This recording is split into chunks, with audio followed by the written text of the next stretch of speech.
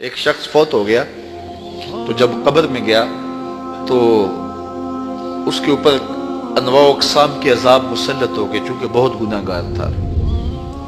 تو ایک دن اچانک سارے عذاب موقوف کر دیے گئے اور جہنم کی جانب کھولی گئی کھڑکی بھی بند کر دی گئی اور جنت کی جانب در کھول دیا گیا اور فردوس بری کی تازہ ہوائیں قبر میں آنے لگے۔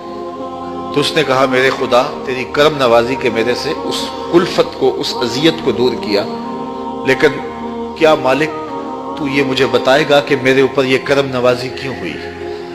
تو آواز آئی کہ میرے بندے جب تو مرا تھا تو اپنی بیوی کی گود میں ایک بچہ چھوڑ کے آیا تھا، اب بچہ تھوڑا سا بڑا ہوا ہے تو اس نے اس بچے کو مکتب میں بٹھایا ہے، تو استاد نے اس کو قرآن مجید پڑھانے سے پہلے کہا بیٹا پڑھو بسم اللہ الرحمن الرحیم، تو اس بیٹے نے اپنی توتلی زبان میں مجھے رحمان اور رحیم کہا۔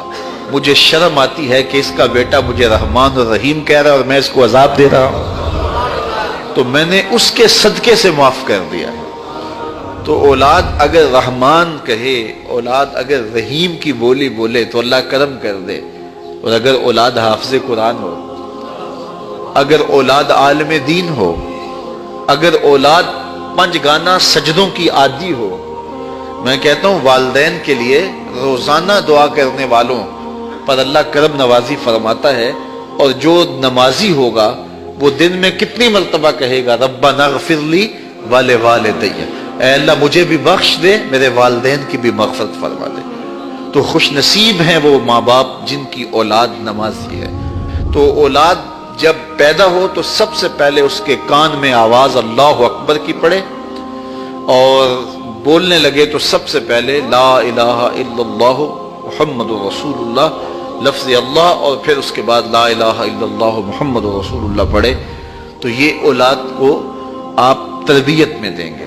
بچے کا اچھا نام رکھنا یہ والدین کے ذمے ہے کہ ان کا خوبصورت نام رکھا جائے۔ احب الاسماء، اللہ کے ہاں جو پسندیدہ نام ہیں وہ کون سے ہیں؟ عبداللہ و عبد الرحمن۔ جو اللہ کو بہت محبوب نام ہے وہ عبداللہ اور دوسرا نام عبد الرحمن۔